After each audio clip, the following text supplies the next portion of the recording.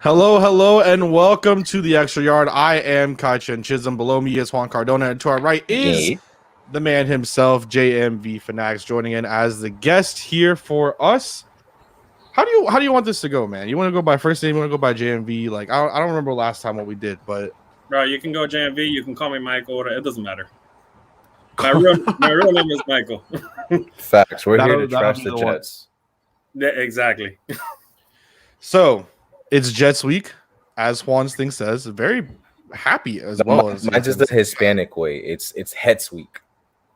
You Yes pronounce week? J, yeah, like J with a Jota. Juan. with the Jota. Yeah. So, oh man, already. All right. I kind of, honestly, I can see a little. I'm not gonna lie, man. I'm gonna have to take it. I'm gonna have to take a screenshot and put the Photoshop that. The next time I'm on, I'm gonna put a headband just for Alfredo. Oh, for sure. So, with it being Jets week, I immediately tweeted, "All right, Dolphins are 4-7. Let's move on to the next week." And a lot of people immediately said, "I hope you don't get, cold take exposed." How do you guys? And I'll start with you. I'll start with you, JMV. How do you feel about the whole situation with this Jets game? Do you think, as the title suggests, that it could be a trap game, or do you think the Dolphins are just going to run away with this shit? Listen, man, that pass rush, Tua's gonna get hit. But with that being said, 28-3, we're winning this game. 28-3. Oh, No, I will say Tua's gonna get hit. Tua's gonna take some hits. yes. Yeah. Yes. That they have a. I don't think it's an enormous pass rusher, but their pass rushers is they can create pressure without blitzing, and that's a problem for us. But that secondary is awful, regardless. And they got Michael Carter Jr. second, third, fourth, fifth, or whatever the heck he is playing at slot corner, I think, or whoever it is. I just know that we did. I just read this. Sorry, it cut me off in the middle of my. It's. I'm starting to feel like we're gonna lose this game. I mean, do you really? So, do we really think that the Miami Dolphins are going to lose this game? The Jets have lost Marcus May. Their defense, besides their defensive line, it's just not that good. I know we don't have great receivers. Juan hates Joe and Waddle, so that doesn't even matter anyways. They're starting Joe Flacco this week. Like, it just feels like everything is going the Dolphins' way, Juan. Like, does it really seem as if we're going to lose this game? Do you feel as that's going to end up being the scenario? I'm like kind of Or are we good? I'm conflicted. I'm not gonna front because one, we should win this. It should be in the bag. It shouldn't even be close, regardless if Tua is 70, 80, or 90%. But it is a rivalry game. It isn't a division game.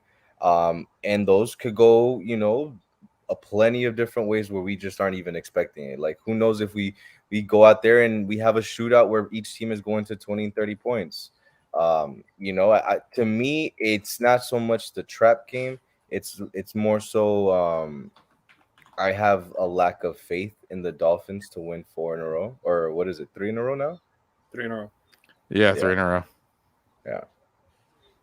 Plus, I also have that bet with you guys. So I don't think the Dolphins are as bad as their record shows. Honestly, we've had that conversation many times. Behind the scenes. I don't think we're as bad as our record indicates. We've had a lot of things go again, like not go our way. Brian Flores he's made some stupid decisions, to say the least. That's a nice way to say it. I almost said something worse, but yeah, he's made some questionable decisions. He's made some dumbass decisions. Thank you, guys. Yeah, we do not hold nothing back.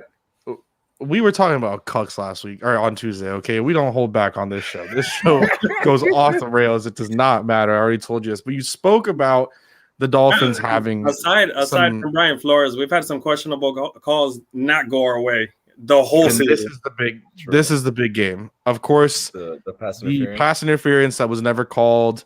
The Colts game, I just think I don't even want to talk about that one. The Buccaneers, I kind of feel the same. I think we all agree that you should have won the Raiders game no matter what. The Colts game, it is what it is. Jonathan Taylor and just mental mistakes. Those are just games where you just chalk it up. The Buccaneers, that never happened. And then the Jaguars, That's a game you shouldn't lose. You had a sizable lead in that game. Should not have lost that one. The Falcons game, Matt Ryan, we've seen what he's looked like all year against the Dolphins. All of a sudden, he was Tom Brady. And then, of course, Buffalo, which was a little bit closer this time, but still, you start to see a defensive vision now and what we thought this defense was going to look like over the past, I would say, 3 weeks. I think against the Bills, they did a pretty good job. And then Houston, of course, and Baltimore last week was just a clinic. Between Jacksonville, Atlanta, and the Raiders, we flipped 2 out of those games, and right now we're 5-5. We have a favorable schedule coming up, and all 3 of us and the rest of the Dolphins fans, I think we're all happy at that point. Tua missing 3.5 games or whatever he's missed, right? And everything else. Oh, we got a freeze. Well, hold on if you want to finish off that sentence as we lose Mike there.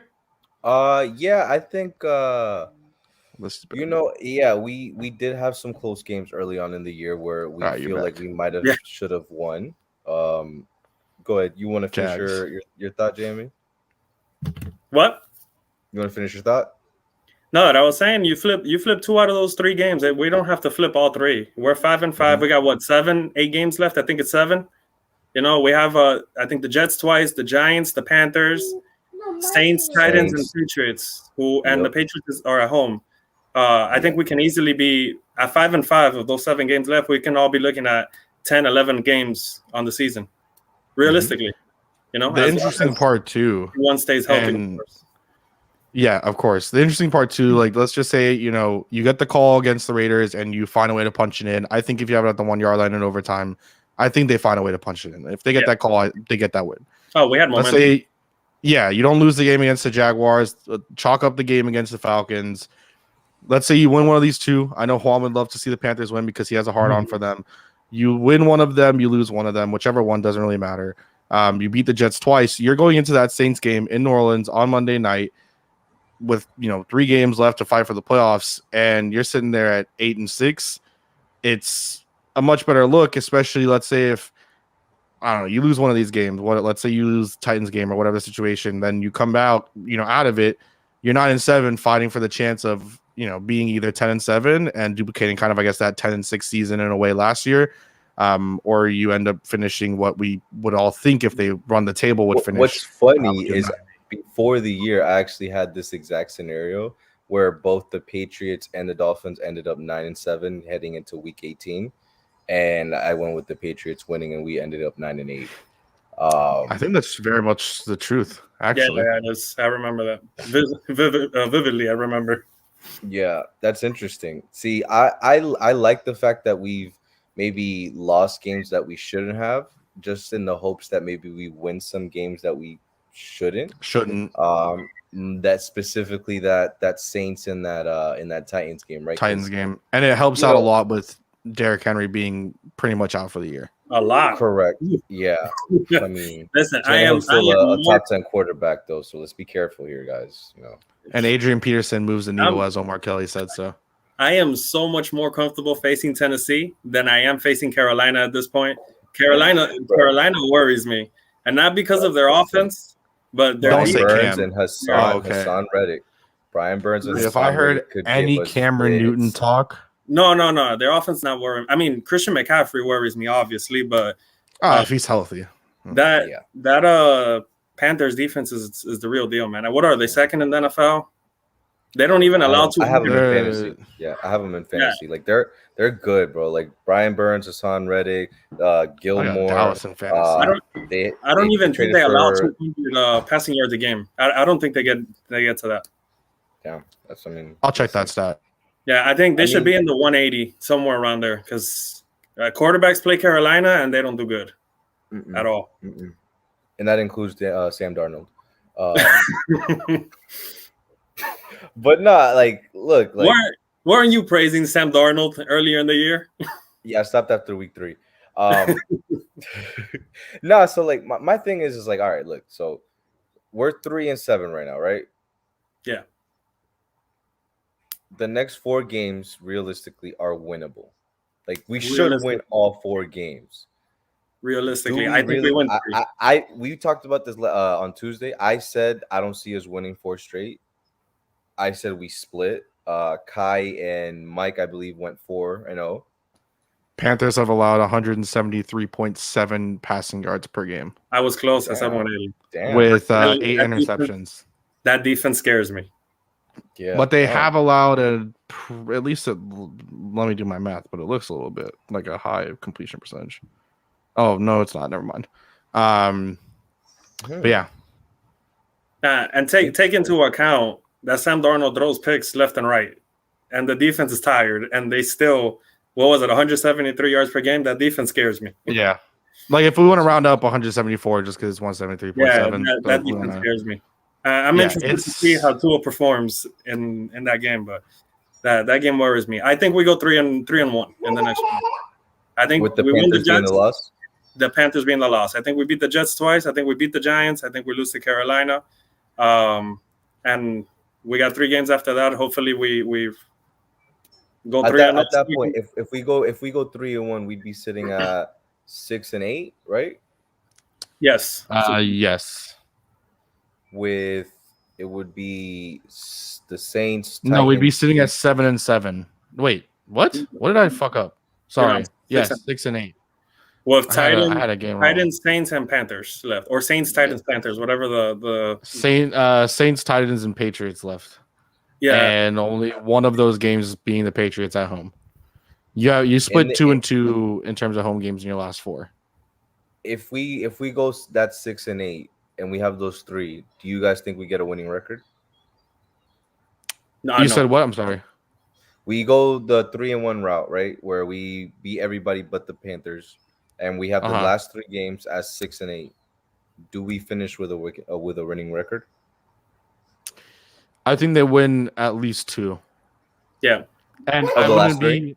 At this point, I wouldn't be shocked if it was coming off the bye. They beat the Jets, then on Monday night they beat the Saints, and then they beat the Titans and lose the last game to the Patriots. I think realistically, not being biased, 8-9 looks like the outcome of the season. Obviously, you'll be happy that we turned it around in the second half, and there's things to fix, and whatnot. But that's the realistic option. My heart wants to say 9-8 because back-to-back winning seasons for I don't even know when was the last time we had back-to-back winning seasons. Yeah, regardless of no playoffs, back-to-back winning seasons is a step in the right direction. I don't think 10-7 is possible. I would love it, but I don't think it's possible. What did you say? 68%? Yeah. Be in the playoffs. 10-7. No, 10-7. I think for sure gets you in there for sure. I think listen, that Ravens win. Let me tell you, that's gonna help out a lot if we get to that scenario. No, if you go 10-7, that means you swept the Patriots, you swept the Jets. You're 4-2 in the division. More than likely against most teams except the Raiders and the Colts, who are in the playoff hunt as well. We'll have the tiebreakers just because of division 4-2. The Raiders and the Colts will have it because they beat us. The main issue here right now is that the playoff race looks as such. Titans are the 1 seed at 8-2. It looks like they're just going to kind of run away with the 1 seed, in my personal opinion, unless something starts to go down south. I think that they have some formula right now that's working, and they hit a lot of AFC South opponents coming up. So I think that could be something where they just end up tearing through some of those AFC South guys. Bills there at 2, Ravens at 3, Chiefs at 4 after their slow start. Steelers, who I think won't end up in the playoffs because I think that their offense is just horrendous. They're 5-3-1. Pats at 6-4, and the Chargers, who have looked really bad in the last 3 games, at 5-4. I think the Chargers have to turn this around. I don't know what's wrong with Justin Herbert, but they got to turn it around at some point. Can only wonder. Juan, any idea on what's wrong with Dolphins' favorite Justin Herbert? Yeah, when you just see top 5 quarterback play from a guy so young, when he goes back to the average, it's like shocking. So it is concerning. But no, I think if we're just I think they're taking away the deep ball from Justin Herbert. He hasn't had that deep ball in his arsenal, and he's not taking advantage of what they're giving him either. No, they're making him make big boy throws all game, and he's used to getting it in and out quick and relying on guys making some people miss. I think right now, overall, the playoffs, I think we would kind of need Baltimore to start losing a little more and be a wild card team. I think them being the AFC North like representative kind of hurts us because we did beat them. If we beat the Titans, you would kind of hope maybe the Colts can squeeze into the no, but I just don't see them going number 1 seed. So it's kind of rough right now. I think the Panthers game is important. I mean, we all hope. I can't take another Jacksonville loss, man. We have to sweep the Jets. The Jets. Yeah, they have to sweep the Jets. That's the thing. Not sweeping the Jets is a fireable offense, in my opinion. Like, I feel like we're saying it so easily that it like almost concerns me that we're saying it so easily because it's like nothing has came easy this year, like at all. I agree. But I mean, we've seen the last couple of games, including Buffalo. The defense has been turning the page. Yes, 100%. Jalen Phillips has been making flashes more than he was at the beginning of the season. Javon Holland is a stud. Yep. Xavier Howard is still doing Xavier Howard things. Byron Jones is playing well. Justin Coleman has been playing well. Yep. He wasn't at the beginning of the season. So, I mean, I still don't like our linebackers as it is, but they have been playing better. Yeah. No, even Baker, like, let's be honest. Baker, at the beginning of the year was pick a bitch. Yeah, like, they would pick them, and that's who they would attack. The last couple of games, it feels like they've been trying to like disguise him more, putting him on the edge and having Duke Riley inside. So I do see some type of creativity and some type of like effort from Brian Flores, right? And I'll shout it out to the end of time. Like, I just love that the Ravens game was like the complete opposite of anything Tua has had to deal with Flores, where it's like he's the starter, he gets yanked, he gets told to go sit his ass down, and somebody else has to come in to save the game. And it was just so refreshing for me to see Brian Flores do the opposite and actually have some trust in Tua to say, hey, bro, like, Jacoby just ain't it. Like, today, this week, this year, this month, whatever you want to say. And Tua, we need you to go save us. And in my opinion, he did. I was happy, not just with the entrance. When Tua came in, he threw what I think was a first down. And then it was a few straight. Waddle, actually. To Waddle, yeah. And then there was a few straight incompletions, and we got bounced. I was happy that Flores stuck with him at that point. He had the first two drives told him to sit his ass down. Yeah, and literally he was like missing like Gesicki by like 6 yards outside. Yeah, we can all tell the finger was bothering him. Everybody for sure. And for me, that flea flicker is what got like the entire team juiced, because that flea flicker where it was just like dumping it right back off to Gaskin. It got everybody going, and then after that play, they did the screen to Gaskin, and then after that, it was the deep ball to Waddle, and then it was just kind of just smooth sailing after that. Because that flea flicker, Waddle was gone. Yeah, Waddle was gone, and the flea he had no time. Yeah, it wasn't just Waddle. Wilson was gone too. All of them. There were so many times that game where Albert had a play where like nobody was covering him. Isaiah Ford had a play where nobody was covering him. Like they had some, busted coverages, and I'm glad for once. I feel like we took advantage and actually made them pay. Yeah, the Albert Wilson busted coverage was big, 66 yards. Mm-hmm. Damn, was it 66? Wow, I think it was. Yeah, it was something. I know it was over 60. If you go back and you look at that play, the play right before that was basically the same exact play when they sent Waddle in motion, except Tua was facing the opposite way. And then they ran it again, and they flipped Tua, and no one followed Wilson. And Tua got rocked on that throw. He did. It really quickly. Been a penalty, actually. Here's the situation. Thank you guys for vamping long enough for me to do this. So let's say that, and I only did the AFC because the NFC doesn't fucking matter in this situation. Let's see that this was the final way that everything turned out. Let's say it's not, whatever. Let's just say that this is how it goes, right? Just theoretically. I tried to make it where there were a lot of teams with 9-8 or 8-9, just kind of to put in terms of tiebreakers. What's our record? Right now it would be 9-8. So with this 9-8, if this is how everything ended up shaping out somehow in this theoretical world, Dolphins would miss the playoffs because of the Colts winning in one of their weeks because they went 9-8. Even if the Colts, let's say, lost to the Jaguars, and they would need the Raiders to also lose to the Chargers, or they would need the Raiders to also go 8-9 because of the Raiders went 9-8. Colts and the Raiders to lose. No, I don't think Yes. 9-8. I don't think is possible for us to make the playoffs. I know Alfredo. So I think it was like 41 or 48%. I think 14. 14. But this is 40. so Yeah, that yeah, sounds this has all the prediction, like this has all the tiebreaker stuff and everything like that.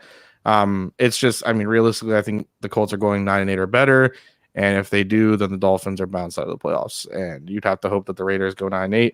I just kind of vamped on some of this. I would, it's the Raiders, so I think it just kind of depends on how things happen, and the NFL is the NFL. But saying is, if the Dolphins end up sweeping, which would be shocking, of course, they would finish in the 6th seed. So, yeah. And you would need Miami has to take this one game at a time and not get ahead of them. As Alf put it, the Patriots have a weird sort of schedule after tonight. They have to face the Titans, Bills, the Colts, Bills. Then they finish off with two of them, like two kind of normal games. And assuming that they kind of go 0-4 through here is what I assume, because I think the Titans will end up beating the Patriots. The Bills twice. That's a little bit difficult for the Patriots, especially for Mac Jones, a young quarterback. The Colts is the big one. If they end up winning, they would be bounced into the playoffs, of course. So the Patriots don't worry me, honestly. I know they're the ones that are 6-4 right now, but they don't worry me. Partly because of the schedule, and then two, we control our own destiny at that point. We already have a win, and we play them at the end of the season at home. So even if if we do win out, the Patriots don't worry me. So here's, I guess, the Ravens don't really matter, because if we finish as the same record as the Ravens, we have the tiebreaker. We went over the Ravens or the Raiders schedule already. The Colts sitting at 5-5. They have the Bills on Sunday. Then they have the Buccaneers. Then they have, I would say, an easy game against the Texans. But the AFC South, sometimes the AFC South is, and sometimes this shit doesn't even matter. Then they have the Patriots, Cardinals, Raiders, Jags. So they don't have the easiest schedule going we're forward. all rooting for the Patriots in that Colts Patriots game. That's a shit I would game. assume, I think we're gonna have to root for the Patriots there. Yeah, I agree. And this is, I mean, I guess, look, let's say that the Colts that's back-to-back Bills right there. Hopefully Bills and that's what I was gonna say. Yeah, let's assume that's back-to-back. We're gonna assume they beat the Texans, and we'll assume, let's say they lose a close one to the Pats. I think they lose to the Cardinals if they have Kyler Murray healthy. I just think they will end up winning. Then these two, I mean, you give them the Jaguars, and this one's kind of a difficult one. So for us, really, that Colts game. What's their record there without the 6-10? 6-10. Oh, which I don't think is possible for the Colts. I'll just be straight up. I don't think the Colts are finishing 6-10. That's just I think they're finishing 8-9 or 9-8 or higher. Just my personal. But it could also be, I mean, it could be where the Chargers end up falling out. And I think there is a chance of us getting way too ahead of ourselves. But I think legitimately you can kind of look at this 4-game stretch here like this. I don't want to count what happened here. Our playoffs start Sunday. Like, we cannot afford to lose any of these 4 games. That's why I said 1 week at a time. You got to take care of these next 4 games. We have to take care of business, including Carolina, which I'm not confident in. But we got to take care of that game. And then from there, you're 7-7. You got the final 3 games, and we can get a realistic picture of where things are heading. But that Carolina game is going to be important.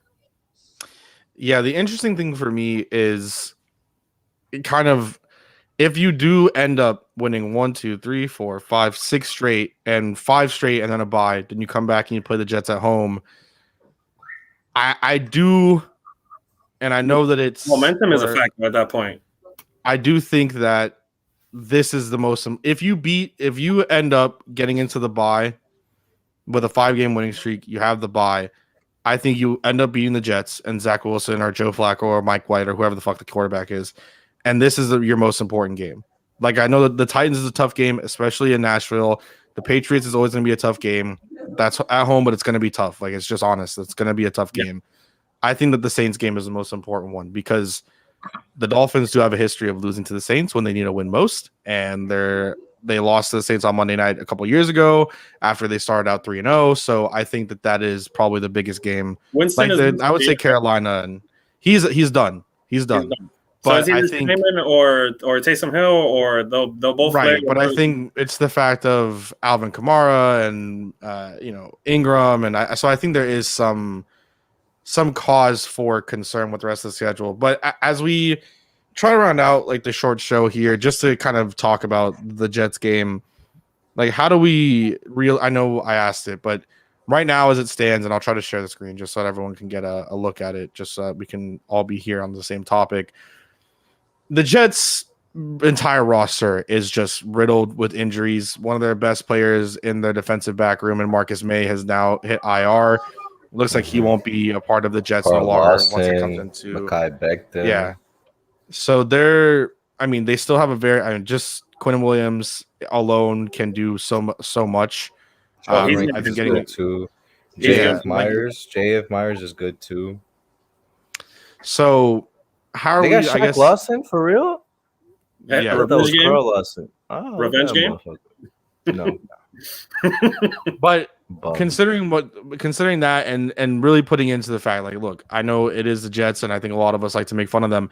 I mean, Elijah Moore has shown some flashes with Mike White. Now Joe Flacco will be starting. I think that they want something to actually kind of be there, the veteran leadership. They don't want to go into this game against the Dolphins defense, who's finally kind of showing something with Mike White at quarterback, and apparently Zach Wilson not ready to go too much. Flacco last year got destroyed by the Jets. We'll see what happens now. Michael Carter has shown some shine. I mean, he hasn't been bad. Ty Johnson has kind of been pretty good in the role that they've used him in. Corey Davis has had a couple good games, but not really too much. Jamison Crowder, of course, is the Dolphins killer. He's had some big games against the Dolphins before. Don't understand how that happens, but it does. And again, like I said, Elijah Moore has shown some flashes. Is there any cause for concern realistically with those weapons? Like if Joe Flacco, for whatever reason, can actually get the ball out and looks like a competent quarterback, is there some level of concern? Is maybe just from the running game, is there a level of concern? And I'll start with you, JMV. Just kind of, what do we think about this Jets offense legitimately? No, I have no cause for concern with the Jets offense. My only cause for concern is, can we keep Tua clean? Because I don't want him to get hit 10 times in this game, and he's been getting hit multiple times throughout every game that he plays. Some hits are hard. That, as we spoke, the Albert Wilson hit, he took a rocket. Right, for a broken coverage play. He got hit hard. We can't afford to let anybody back there, whether it's Tua or Jacoby Brissett, they can't be getting hit like that. That's my only concern in this game. Juan. I would say Joe Flacco minimizes my fear, right? But then like I start to have like PTSD of like the most random running backs going for 100 plus on us, like Peyton Barber. So then I start to look at Michael Carter, and I'm like, I wouldn't say Michael Carter is. He doesn't go for 100 of rushing, but he could for sure go for like 170 like total. And that does kind of worry me, just because if there's been one thing that 170 total yards in the game. Yeah, for sure. Bro, fire he could probably but he could go like 90 rushing and 80 receiving, and then he's had a good game. I don't know if that's going to be enough to do anything for our defense or against our defense, but I do think that is somebody we got to keep an eye on. I would be pissed off if he has 170 total yards against us. I'm sorry. That's a lot. It is. No, for sure it is. And look, just to kind of piggyback what you were saying, that their defense, they have some players, bro, like Quinn Williams, Sheldon Rankins, John, like they have some guys that could potentially give us issues, especially with our weaker guys, with Liam, with Austin, with all these guys. Yeah, their pass rush scares me. Yeah, I think any pass rush, even without the names that we listed, scare me against this Dolphins offensive line. Yeah, I agree, but Quentin Williams scares me. For sure. Just like Brian Burns scares the shit out of me. I think Tua is still going to give us 25 points. He's a fucking beast. Yeah, I still think he's going to give us at least 24 points, but he's going to get hit a lot. That's my cause for concern. I want to keep him clean. The three of us, I'm sure we all have, the durability concerns. That was my only concern from Tua coming out of college. But I can't put all the blame on him. He's taking hits left and right. And he does a phenomenal job in the pocket. It's not like this is not Ryan Tannehill where he has no pocket presence and he's taking unnecessary hits. Like Tua has phenomenal pocket presence, especially for a guy playing his 15th start in the NFL. He has great pocket feel, presence. He steps up in the pocket very well.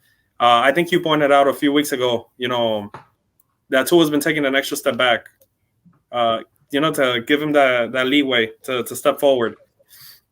So, and he's still taking hits. So that worries me. No, listen. That worries me. If the threat of Tua being injured means I have to see Jacoby again, I'm shook. I after seeing Jacoby live in person with Kai, I could tell you with all the love and caring in the world, I never want to see him in a Dolphins jersey. Like He'll never be a Dolphin fan again if he has to watch that again. Ever. And I was a Dolphin fan for a night. Bro, whoever the offensive coordinator was in Indianapolis when he was the starter, for a night, I give you props because you made that guy look competent. Yeah, no, I don't know what they thought of him or like to pay him the $12 million that they did, but my goodness, like I know Will Fuller robbed us, but Jacoby, shit, bro, you're up there too. I'm sorry, whoever the offensive coordinator was for Indianapolis, man, I would give him props that because they made him look competent. They beat Kansas City when Kansas City was Kansas City on Monday Night Football. I think people wrote articles saying that Jacoby was an early favorite for MVP. Yeah. Hoodwinked, bamboozled, led astray, run amok, and flat out deceived. Facts, bro. I was wondering when that was coming. But yeah, and they were writing articles that he was the guy after Andrew Luck. Yeah. My God. He was having an MVP-like season. I swear, I can't want make to see this up. They were saying MVP. They were literally calling Jacoby Brissett, the guy who we've seen play football. Can't make a read for his life. Yo, JMV, there was literally a play early on where Waddle did a quick out, and I swear to you, I was screaming from like the 300 section, Jacoby, throw it. By like the fifth time is when he threw it. Like the guy just does not process, bro. Like I feel like he's so paranoid in that backfield. Like Tua was so calm and composed, regardless of the shit show that's coming around him. And bro, Jacoby he looks like he's paranoid back there. He doesn't look up and then check down. His MVP season, granted, he did get a little bit injured. And what they were talking about was 18 touchdowns, 6 interceptions, and 2,942 yards. And he lost to the Miami Dolphins in that season. Yeah. So he's always been a scrub. He lost to the 2019 Miami Dolphins. I think he started 5-2. I think he started 5-2 or 5-3, and then he had like a partial ACL sprain or something like that. And then Ty got hurt, and everything went downhill for Indianapolis that year. Yep. From there.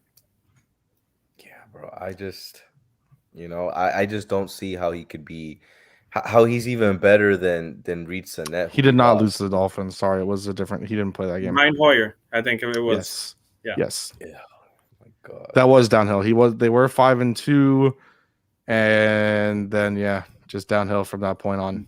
ACL sprain, Ty went down, and everything started going downhill really fast for Indianapolis. Right after they beat Kansas City, I think everything went downhill. Yeah, he had a lot of turnovers, or they had a lot of turnovers that game, or they had a lot of turnovers in all of those situations.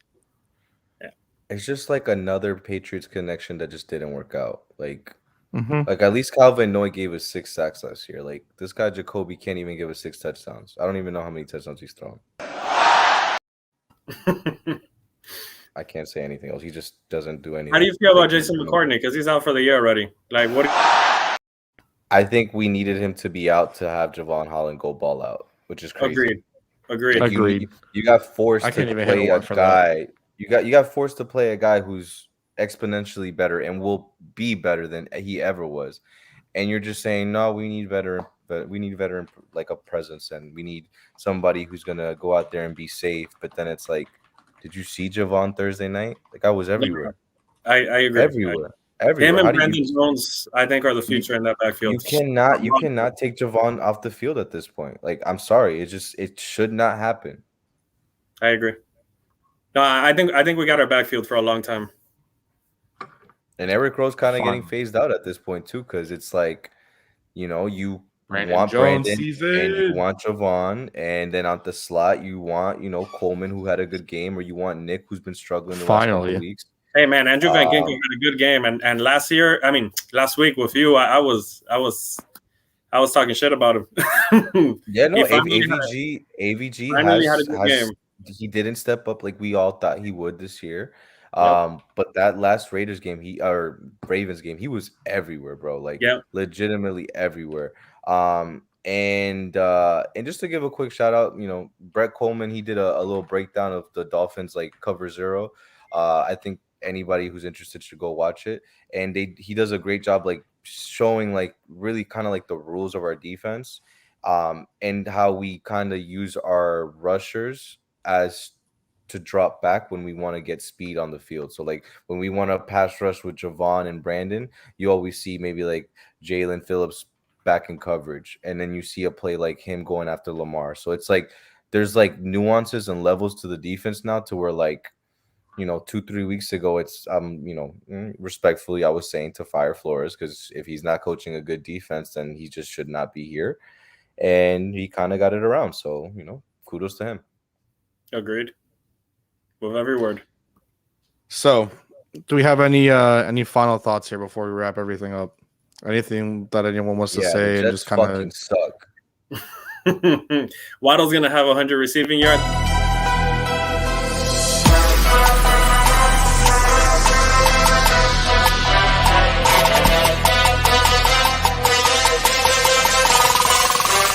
Touchdown, Miami!